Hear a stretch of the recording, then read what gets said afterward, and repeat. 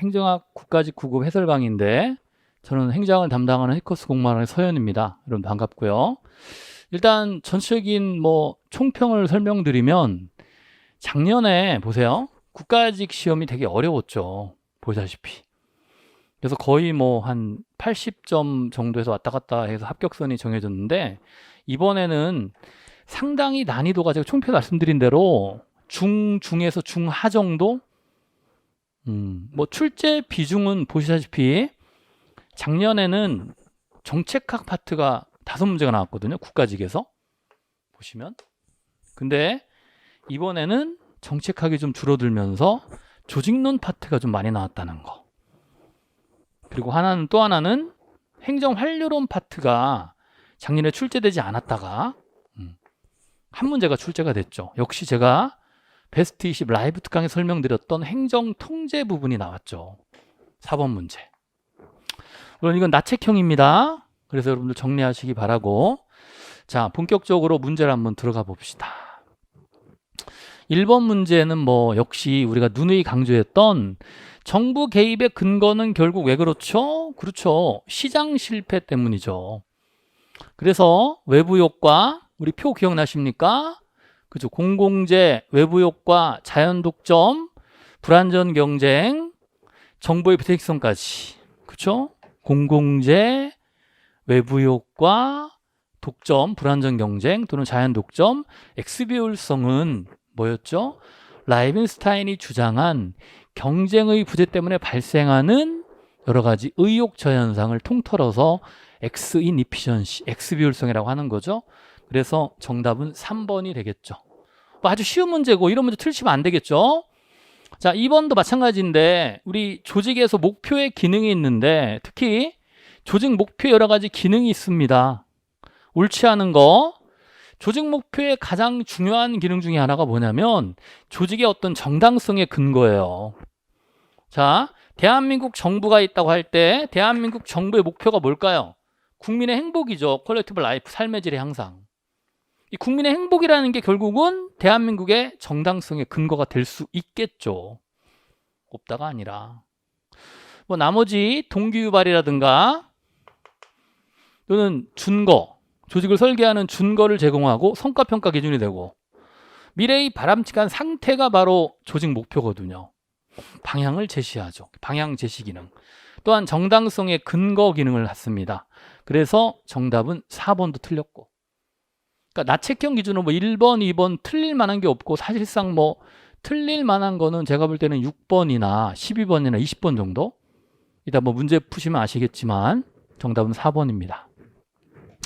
이것도 제가 누누이 강조했던 탈관리 조직이고요. 정책 결정과 기획과 같은 핵심 기능만 수행하는 조직을 중심으로 놓고 자, 이렇게 핵심 기능은 조직 자체에서 합리화하고 이 핵심 기능은 정책 결정, 기획, 조정, 규제라고 그랬죠. 대표 정책 결정, 기획, 플래닝, 조정, 코디네이팅, 또 규제, 레귤레이션 이런 것들. 이런 것들은 반드시 그죠. 조직 자체가 하시고 조직 자체가 하고 여타 기능은 이렇게 컨트랙팅 아웃하는 이 기타 부수적 기능이죠. 뭘로 연결돼 있어요? 네트워크 연결돼 있는 네트워크 조직이죠. 태스크포스는 임시적 조직 TF. 프로젝트 팀은 그죠. 프로젝트를 담당한 하나의 팀 구조고 사업 구조를 볼 수 있고 매트릭스 조직은 기능 구조와 사업 구조의 결합. 그래서 TF와 PT는 TF가 일시적 성격으로서 목표 달성하면 해체되고 자기 소속 조직으로 복귀하는 반면 프로젝트팀은 영구적인 사업단의 성격을 갖는다고 그랬죠. 그렇게 구별할 수 있고 둘 다 뭐예요? 수평 구조죠. 정답은 3번이죠. 특별한 게 문제는 없고요. 4번도 마찬가지. 요게 제가 그죠? 베스트 20 할 때 환류론에 나올 거는 내부 외부라고 그랬잖아요. 통제. 그렇죠. 외부 내부를 구별하는 통제는 행정부가 내부고 행정부 밖이 외부죠. 그럼 봐봐요. 행정안전부니까 내부. 정원이든 조직이든 국회니까 입법부니까 외부. 옳은 거. 기재부니까 내부죠. 국민이니까 외부 비공식, 국무총리 내부, 환경운동연합도 역시 외부, 시민단체니까 비공식, 중앙행정기관 공식 내부, 언론 매스컴도 역시 외부 비공식. 그러니까 니은, 리을, 비읍, 미응이니까 정답은 4번. 빨리빨리 풀 수 있는 것이고요. 자, 5번. 요거는 이제 법률 문제로 제가 법령 특강에서 했던 내용이에요, 실제. 자, 우리나라의 지방자치단체의 권한 지방자치법에 규정된 내용이고 옳지 않은 것은, 옳지 않은 것 보세요. 일단 1번.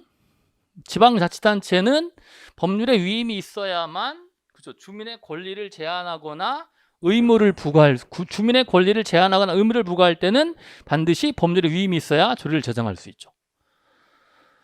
2번. 지자체는 혹중자 사업의육적 수행을 내어 지방공기업 설치할 수 있고, 지방자치단체가 지방공기업. 물론 지방공기업 평가는 행안부라고 그랬고요. 자치단체는 조례를 위반한 행위에 대하여 조례로서 1,500만 원이 아니라 1,000만 원 이하죠.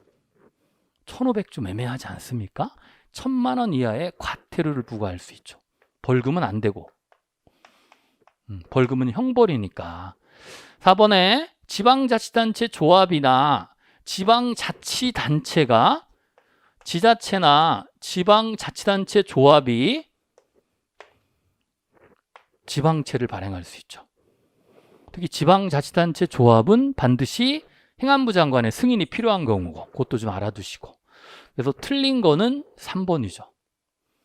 뭐 지금까지도 이거 법률 문제긴 한데 뭐 어렵지 않았고, 6번이 조금 까다롭긴 했는데 뭐 그게 크게 문제는 없는 것 같죠. 그러니까 6번이 일단은 좀 난이도 중정도, 그 전의 문제는 다 하정도급의 난이도로 보시면 되겠고. 자, 근평상의 과정의 오류와 이 완화 방법, 어떻게 완화할 것이냐에 대한 설명을 드렸죠, 제가. 옳지 않은 것. 일관적 오류는 규칙적 오류를 말합니다. 즉, 규칙적으로 평정자의 기준이 다른 사람 높으니까 높게 주거나, 또는 낮으면 낮게 주는 거지. 이게 규칙적 오류. 항상 always. 이럴 때 어떻게 한다고 그랬어요? 강제 배분하면 되겠죠. 뭐 2대, 4대, 3대 1 이렇게 강제 배분하는 거죠. 이렇게 수양가해가지고. 우리나라 현재 5급 이하의 근평에서 강제 배분 사용하고 있다고 그랬고, 최상 20%와 최하 20%만 남겨두고 3등급 이상으로 말씀드렸잖아요. 맞죠? 근접 효과는 전체 기간의 실적을 같은 비중으로 평가하지 못하고 첫인상을 강조하는 첫머리 효과라든가 끝을 중시하는 막바지 효과가 발생하는 거죠. 이럴 때는 뭐 중요 사건을 기록한다든지, 또는 MBO로 목표 달성도를 평가한다든지, 데이터베이스를 구축해가지고 평정센터를 설치한다든지, 이렇게 세 가지 방법이 있죠. 중요 사건 기록법, MBO, 그다음에 목표 달성도, 그다음에 평정센터 설치를 통한 데이터베이스 구축. 그래서 맞죠. 자, 3번에 관대화라는 건 뭐예요? 평가를 잘 주는 거예요. 여기 A, B, C, D라면 A 학점만 이렇게 주는 거죠. 왜 그럴까요? 여러 가지 비공식 집단적 유대 때문에 발생할 수 있고, 끈끈한 관계. 근데 만약에 이게 평정 결과를 공개하면 더욱더 눈치를 봐야 되잖아. 그렇기 때문에 이런 경우에는 평정 결과를 비공개하면은 아무래도 관대화 이런 것들이 줄어들겠죠. 그래서 공개가 아니라 비공개를 하는 게 바람직하다고 볼 수 있죠. 어쨌든 이러한 집중화, 관대화, 엄격화 경향은 평정상의 오류이기 때문에 역시 강제 배분법도 가능하긴 해요. 여기서는 공개보다는 비공개로 하는 게 좋고, 또한 더욱더 나가서 강제 배분을 활용할 수 있고, 그러니까 3번이 틀렸죠. 4번의 연쇄효과는 도표식 평정에서 하나의 평정 요소 때문에 뒤영향을 받는 것인데, 피평가별이 아닌 평정 요소별로 하면은 사람이 나와 있지 않으니까 아무래도 등급의 영향을 더 받겠죠. 이런 것도 하나의 방법이고, 또한 뭐 기타 뭐 체크리스트 방법도 가능하다고 그랬죠. 그래서 정답은 3번입니다. 조금 까다로웠지만 뭐 이 정도는 풀어 나가야 되겠죠. 그래 합격할 수 있죠. 자, 그 다음에 6번 정답은 3번이고요. 7번으로 갑시다. 자, 7번 문제도 뭐 사실상 뭐 너무 쉬운 문제죠. 어떻게 보면. 이것도 역시 과학적 관리론과 비교한다고 그랬잖아요. 뭐 비교해요? 인간관계론. 그래서 특히 이제 행정학 문제는 한 50%가 비교의 문제야. A와 B의 비교. 그러니까 제가 항상 짝을 중요했죠. 짝. 과학적 관련의 짝이 뭐가 있다? 인과관계론. 그럼 인과관계론 찾아보세요. 여기 있네요. 나머지 생산 증진을 하면은 노동자는 임금을 많이 받아서 좋고 사용자는 생산량이 증가하니까 좋고 양자 모두를 이롭게 한다고 그랬잖아요.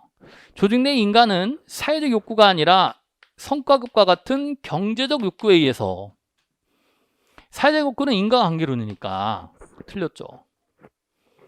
엄마 인력의 적정한 결합은 노동자가 아닌 관리자가 결정해가지고 내리는 거죠. 관리자가 결정해서 내리는 거죠.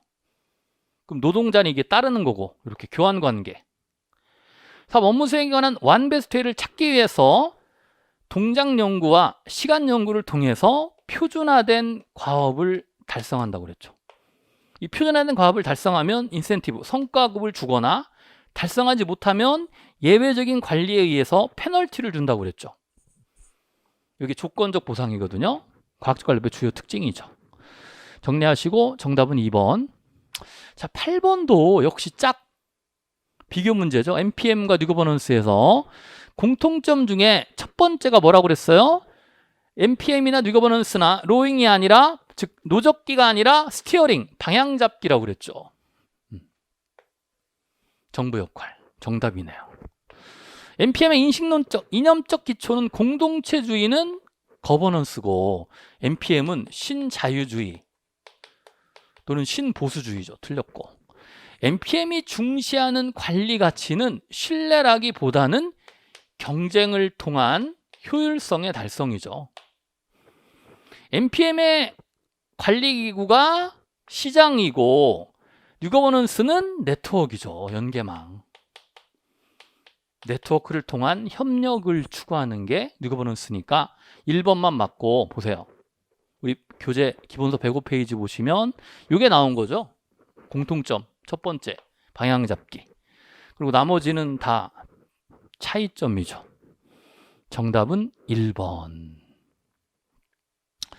자, 9번 문제인데 이 로이의 정책 유형의 문제고요. 특히 로이의 정책 유형이 최근에 뜨는 문제라고 그랬죠. 옳은 것인데 뭐 예를 보면 되는데, 자, 규제 정책은 특정 개인이나 집단에 대한 권리나 자유를 제한한 선택의 자유를 제한한 정책으로 강제력이 특징이죠. 맞습니다. 특히 규제 정책은 법령으로 규정하거든요. 그러니까 강제를 갖고 있죠. 자, 니은의 분배 정책의 사례는 FTA 협정에 따른 농민의 피해 지원이라든가 중소기업을 위한 정책 자금 지원.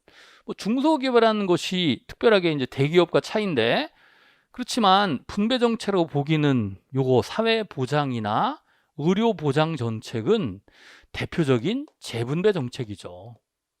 사회적 약자에 따른 국민연금이나 건강보험이고 나머지는 뭐 배분 정책으로 봐도 무방하고요. 여기 보세요. 여기 바뀐 거죠. 재분배 정책의 사례로는 저소득층 근로장려금제도 대표적이고 영세민이나 임대주택 건설까지는 맞지만 대덕연구개발 특구 지원은 분배 정책으로 봐야죠. 얘는 니은으로 가야 되고 요거는 리을로 와야 되겠죠. 두 개가 바뀌었죠. 항상 패턴 제가 바꾼다고 그랬잖아요. 그렇기 때문에 니은과 리을을 제끼면 기역, 디귿, 미음. 디귿은 재분배 정책, 고소득층, 부자로부터 저소득층, 가난한 사람에게 소득 개선을 목표로 하기 때문에 이데올로기적인 대립이 나타난 좌파 우파 간의 대립. 구성 정책은 정부기관의 신설이나 변경, 선거구의 조정과 같이 정부기구의 구성 및 조정, 또 하나는 공무원의 보수를 정하는 거, 이런 것들. 로이의 구성 정책도 중요하고요. 그러니까 옳은 것은 기역, 디귿, 미음이 되겠죠. 틀린 것은 니은과 리을이 바뀌었어요. 자, 10번에 보시면 이거 우리나라 예산제도에 대한 설명으로 옳지 않은 것인데, 일단 뭐 이것도 역시 법령 문제고, 자, 중요하다고 그랬죠. 국회는 정부의 동의가 없으면 제출한 예산을 증액할 수가 없죠. 삭감은 가능하지만 새로운 비목을 설치하거나 늘리려면 반드시 정부의 동의, 앞당기기 동의가 필요하다고 그랬죠. 삭감은 동의 없어도 가능해요. 이번에 정부 예산을 편성할 때 감사원의 세출 예산 요구액을 감사원의 요구액을 감액하고자 할 때는 국무회의에서 감사원장의 의견을 구해야 됩니다. 들어야 되겠죠. 맞아요. 이거. 법령에 나와 있죠. 3번에 보시면 정부는 회계연도 개시 전까지 예산에 의결되지 못한 때에는 전년도 예산에 준하여 준예산을 편성하는데 모든이란 말, 행정학에서는 모든이란 말은 거의 99% 틀렸다고 봐도 무방. 모든 예산이 아니라 제한적으로 나와 있다고 그랬죠. 그래서 헌법 제54조 3항에 보면 나와 있죠, 여러분들. 거기 헌법 조항에 나와 있죠. 뭐 세 가지 여러분들 해설 보시면 나와 있을 거야. 헌법 또는 법률상 설치한 기관의 유지 운영비. 두 번째가 법률상 지출금의 이행이라든가, 세 번째가 계속비죠. 이렇게 세 가지는 헌법 제54조 3항에 따라서 전년도 예산에 준하여 편성하는 거니까 준예산 제도는 모든 예산이 아닙니다. 정답은 3번이 틀렸죠. 뭐 나머지는 다 맞고요. 정기의 개회 전, 이거 정기의 개회 전까지 그죠? 심의 의결을 완료해야 되겠죠. 정기회가 9월 초니까 8월 말까지라고 그랬죠. 자, 11번에 보시면 이것도 아주 쉬운 문제였고 제가 강의할 때 설명드렸습니다만 국가공무원법에 명시된 공무원의 의무에 해당하지 않는 것, 부패행위 신고 의무는 부패방지 및 국권위법이죠. 부패방지 및 국민권익위원회법. 특히 부패방지 및 국민권익위원회법에 부패행위 신고 의무하고 두 번째 중요한 게 뭐였죠? 그렇죠. 비위면직자 취업제한제도. 비위면직자는 퇴직 전 5년이고 퇴직 후도 5년이에요. 다. 퇴직 전 5년, 퇴직 후 5년으로 가중처벌한다고 그랬죠. 3년에서 5년으로. 또 하나가 히슬블로워. 내부고발자 보호제도 같은 것이 규정이 돼 있죠. 세 가지 정도. 부패행위 신고 의무, 공직자의 비위면직자 취업 제한, 퇴직 후 5년 동안 퇴직 전 근무했던 보다 관련 있는 사기업체 또는 공기업체에 5년 동안 취업할 수 없죠. 품위유주나 복종이나 성실의 의무는 국공법상의 의무죠. 그래서 14개 잘 정리하시고요. 답은 1번이죠. 부패행위 신고 의무. 자, 12번도 조금 까다로웠다는 친구들이 있는데 예산 과정을 알면 뭐 까다로울 게 없죠. 그렇지 않습니까?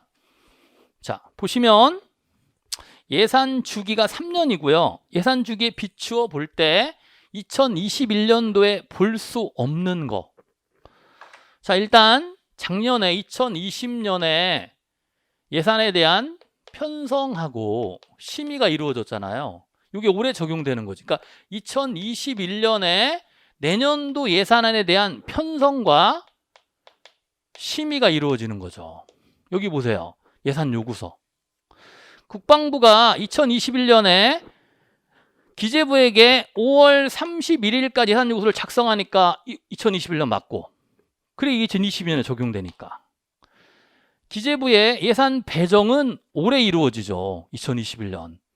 분기별로 이루어집니다. 배정과 재배정 2021년이죠. 대통령의 국회 시정연설도 역시 2021년에 이루어지죠. 그래서 예산 심의 전에 본회의에서 그죠? 예산 심의하기 전에 그죠? 처음에 국회에서 대통령의 시정연설이 끝나고 상임위원회 예비심사와 예결특위의 종합심사를 거쳐서 본회의 의결로 가는 거니까 이것도 역시 2021년이고. 자, 2021년도 예산에 대한 결산 검사 보고서는 2022년에 이루어지죠. 그러니까 요거는 사실 2021년에는 볼 수가 없고 2021년에 집행한 거를 내년도 결산할 때 검사 보고서 작성하는 거니까. 그렇죠? 답은 4번이 볼 수가 없죠. 나머지는 다 관련되고요. 그러니까 예산 편성 심의는 회계년도 -1인데 이게 내년 거에 대한 거고, 자, 회계년도에 예산을 집행하는 거고, 피지컬리요. 그 다음에 결산은 회계연도 플러스 1이니까 올해 집행한 걸 내년도에 결산하니까 당연히 못 보죠, 얘는. 그래서 정답은 4번입니다. 자, 13번도 마찬가지로 국가재정법상 추경예산의 편성, 이거는 제가 모의고사 했던 거죠. 첫 번째, 전쟁이나 대규모 자연재해, 남북관계의 변화나 경기침체 대량실과 같은 충대한 변화가 발생할 경우에 추경예산 편성 사유고, 이런 조문은 없어요. 유사하지만 뭐 경제협력이나 해외 연주를 위한 지출, 이런 것들은 없죠. 조문상 추경예산 편성 사유로 볼 수 없습니다. 여기 나와 있죠. 국가정부 제89조. 제가 설명드렸고, 법률특강할 때 한 서너 문제가 나왔어요. 실제. 그러니까 여러분들 꼭 지방직 보러 가시기 전에 제가 법률특강 했던 거 있죠. 6강 있죠. 그거 꼭 들으시기 바랍니다. 자, 정답은 4번이고요. 여기 나와 전쟁이나 대규모 재해, 경기 침체나 대량시로 남북관계의 변화, 경제협력 같은 대내외 중대한 변화가 발생 우리가 있는 경우, 그리고 세 번째가 법률대로가 지급해야 할 지출이 발생하는 증가하는 경우죠. 그래서 사실은 여기에 법령에 따라 이게 들어가야죠. 국가가 지급해야 할 지출이 발생하거나 증가하는 경우 이게 들어가야죠. 근데 이게 안 들어가고 엉뚱한 내용이 들어갔죠. 해외원조를 위한, 특히 이거 해외원조. 해외원조를 위한 지출, 이런 것들은 전혀 규정되어 있지 않습니다. 경기협력과 같은 대내 여건의 중대한 변화가 이렇게. 이것도 쓰다가 말았죠. 그래서 정답은 4번이 되겠죠. 정확하게 법률 조문을 알아야 됩니다.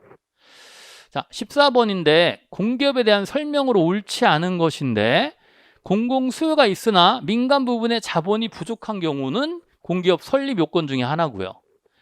시장에서 독점성이 나타나는 경우 공기업 설립, 독점에 대한 대응 방안으로 공기업 설립이 가능하고요. 예를 들어 뭐 자연 독점 같은 것도 가능하게, 정부가 직접 공급하는 거니까 일종의. 3번에 전통적인 자본주의 사기업 질서에 반하여 공기업을 강화하는 거는 사회주의 요소예요. 이 공기업을 민영화하는 게 자유주의 요소고, 민영화. 그러니까 민영화할 거냐, 우파, 공기업화할 거냐, 좌파 간의 대립으로 볼 수 있다고 그랬잖아. 근데 보세요. 주식회사형 공기업은 실제 학문상 정의가 정부가 50% 이상 출자한 공기업이거든요. 그렇기 때문에 일반 행정기관이 아닙니다. 그래서 일반 행정기관에 적용되는 뭐 정부 조직법이나 인사, 공무원, 국가공무원이나 지방공무원법이 적용되기 어렵고, 공공기관의 운영에 관한 법률 같은 게 적용되겠죠. 그래서 정답은 4번이죠. 자, 15번. 동기요인 이론에 대한 설명으로 옳지 않은 것은, 이것도 역시 기출문제 지문이었고요. 애덤스의 공정성 이론에 따르면 내가 받은 보상과 나의 비교 대상은 준거인이 받은 보상을 비교해가지고 내가 준거인보다 불공정하게 보상을 받았을 때 공정해지는 방향으로 동기부여가 된다고 그랬죠. 공정하다고 인식하면 동기가 유발되지 않아요. 불공정하다고 인식할 때 공정해지는 방향으로 동기부여가 되는 것이죠. 그래서 간단하게 1번이 정답이고요. 맥클랜드는 욕구의 계층성과 학습되는 욕구를 강조한다고 그랬고, 맞죠? 계층성과 학습성. 프룸의 기대이론에서의 여러 가지 기대감은 주관적이라고 그랬잖아요. 주관적 확률로 표시하고. 0에서 1. 자, 엘더퍼의 ERG 이론에 따르면 상위 욕구 충족이 좌절되면 당연히 아래로 내려가서 하위 욕구를 충족시키고자 하겠죠. 그래서 15번의 정답은 1번이 되겠죠. 자, 16번. 정책 평가와 관련하여 실험 결과의 외적 타당성. 제가 내적 타당성과 외적 타당성 구별하는 거 중요하다고 말씀드렸고, 옳지 않은 건데, 1번. 연구자의 측정 기준이나 뭐 예를 들어 센티메타를 그죠? 킬로그램으로 측정하거나 도구가 바뀌는 거죠. 측정 기준이 바뀌면 당연히 키로 측정하느냐, 몸무게 체중계가 나오겠죠. 이건 신장계가 나오고 도구가 바뀌었죠. 이걸 뭐라고 그래요? 측정 도구의 변화라고 하죠. 그래서 정답 이거는 뭐예요? 인과관계를 저해하는 거니까 내적 타당성 저해윤이죠. 자, 이번에 정답 1번이고요. 측정자나 측정하고 일관성 조합. 표본으로 선택된 집단의 대표성. 모집단에서 표본을 뽑았는데 표본이 모집단을 대표하지 못하는 경우 일반화하면 안 되고, 구성원 자신이 실험자를 인지하고 호손 효과죠. 실험 조작의 반응, 평소와 특별한 반응을 보이는 거 일반화하면 안 되고, 일반화하면 안 되는 거 5가지가 있잖아. 또 실험 효과가 크게 나타날, 이건 크리밍 이펙트죠. 약발이 좋은 걸 선발해가지고 일반화하면 안 되죠. 또 그 다음에 뭐가 있습니까? 2가지가 있죠. 다수적 처리에 의한 간섭. 이 3개가 지금 나온 거고, 표본의 비대표성, 호손 효과, 크리밍 효과가 나온 거고, 여러 번의 처리나, 이게 처리가 조작이라고 그랬어요. 표본의 처리나 조작을 하면 표본이 변질되거나 왜곡되니까 이러한 결과물이 잘못됐으니까 일반화하면 안 되고, 여기는 뭐예요? 조작과 실험 전에 사전 측정이 결합돼 가지고 표본이 변질되거나 왜곡되는 거죠. 이걸 일반화하면 안 된다는 거. 요 2가지, 다수적 처리와 실험 조작과 측정의 상호작용이 출제가 안 됐네요. 그래서 정답은 몇 번이에요? 1번이죠. 요거는 내적 타당성, 측정 도구의 변화 또는 측정 도구 요인이라고도 합니다.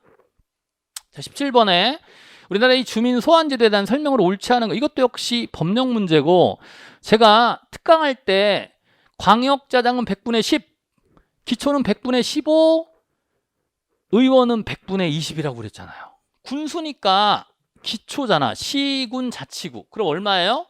100분의 15. 숫자 문제가 많이 나왔죠. 1,500만 원에 1,000만 원. 광역자장은 100분의 10, 그리고 특별시광역시도, 기초자치단체장은 100분의 15, 의원, 비례대표 제외 100분의 20. 누누이 강조했던 거고, 요거하고 주민감사 청구요건 500, 300, 200 그거 기억하라고 그랬잖아요. 정답은 4번이고요. 18번에 역시 MPM과 MPS. 이번에 특히 1편 기초이론이 4문제나 나왔어요. MPM, 탈MPM 문제 나왔죠. 뉴거버넌스 나오고 MPS 나오고. 자, 정부 역할은 시민에 대한 봉사해야 되고요. 공익은 개인적 이익의 집합체로 보는 거는 MPM이고, 방법적 개체주의에 따라서. MPS에서는 뭐예요? 담론의 결과물로 보죠. 구성원들의 담론의 결과물로 보는 게 MPS에서 공익관이죠. 그래서 2번이 틀렸어요. 책임은 단순하지 않고 다양하다고 그랬고, 생산성보다는 사람의 가치를 부여하기 때문에 공유된 리더십이 필요하다는 거죠. 네트워크를 통한. 탈MPM 맥락에서 보시면 되겠고, 제가 탈MPM 강조했잖아요. 뉴거버넌스나 MPS. 정답 2번이고요. 자, 19번 문제도 조금 까다롭다고 보는 분들이 있는데, 보시면 공공사업의 경제성 분석에 대한 설명으로 옳은 것만을 모두 고르면 옳은 것. 자, 기억. 할인율이 높을 때는 이자율이 높다고 생각하시면 돼요. 편익이 장기간에 실현되는 장기 투자보다는 단기간에 실현되는 단기 투자 사업이 유리하죠. 그렇죠? 높을 때는 단기, 낮을 때는 장기. 이자율이 낮으니까. 맞죠? 직접적 유형적인 비용과 편익도 반영하고 간접적인 무형적인 비용과 편익도 포함된다고 그랬죠. 여기가 제가 수업 시간에 말씀드렸죠. 동강 기출 모의고사 때도 실전 동영도 말씀드렸고 틀렸고. NPV는 토탈 베니핏에서 토탈 코스트를 빼야죠. 바뀌었잖아 지금. 편익의 총 현재 가치, 토탈 프레젠트 베니핏에서 토탈 프레젠트 코스트를 빼야죠. 0보다 클 경우는 이거 잘못되죠. 바뀌었죠. 틀렸고. 내부 수익률 IRR은 이 자체가 인터널 레이트 할인율이기 때문에 할인율을 몰라도 얘를 적용한다고 그랬죠. 그래서 할인율을 모를 때도 적용하는 게 바로 IRR이죠. 나머지는 NPV나 PC 라치오는 비용 편익 분석은 할인율을 알아야만 NPV나 PC 라치오 값과 비교해서 NPV나 PC 라치오 값이 할인율보다 커야 돼요. 왜? 클라면 능률적이니까 커야 되겠죠. 그러니까 얘는 IRR은 할인율 자체이기 때문에 몰라도 되는 거죠. 나머지는 알아야 되는 거고, NPV 수년자가치법이나 PC 라치오 비용 편익비는. 그래서 맞는 거는 기억과 리을이네요. 정답은 2번이고, 이 문제 조금 까다로웠고 6번, 12번, 19번 정도. 그리고 이제 가장 까다로운 게 20번 문제인데, 이게 이제 공공 서비스 동기론 해가지고 나왔던 거거든, 페리에. 이게 사실 어떻게 보면 MPS적인 동기이론이라고 보시면 되고요. 이타적인 동기이론이거든요. 이기적인 것이 아니라. 행정학에는 뭐 그렇게 이타적인 동기를 중시하는 이론이 별로 없는데 그 중에 하나가 바로 페리와 와이스의 공공 서비스 또는 공공 봉사 동기 이론이에요. 자, 옳지 않은 거 보세요. 이 문제를 만약에 몰라도 소거법으로 풀어가야 돼요, 여러분들. 자, 맞는지 틀린지를 보는 거죠. 공사 부문 간의 업무 성격이 다르죠. 공공 부분은 공익을 추구하는 업무, 공공성, 사익 부분은 민간이니까 이윤을 추구하는 업무가 다르잖아. 그렇듯이 공공 부분의 조직 원들은 동기 구조 자체도 다르다는 거지. 그러니까 민간 같은 이런 동기 구성원들 이윤을 추구하고 공공 공무원들은 이윤보다는 이타적인, 이기적인 동기가 아니라 이타적인 동기를 가져야 된다는 게 바로 페리의 공공 서비스 동기론이에요. 맞죠? 정책에 대한 호감, 이거는 뭐냐면 기본적으로 정책을 좋아하냐 싫어하냐에 대한 감정적 차원이거든요. 감성적 차원. 여기서 감성적 차원. 공공에 대한 봉사라는 거는 뭐예요?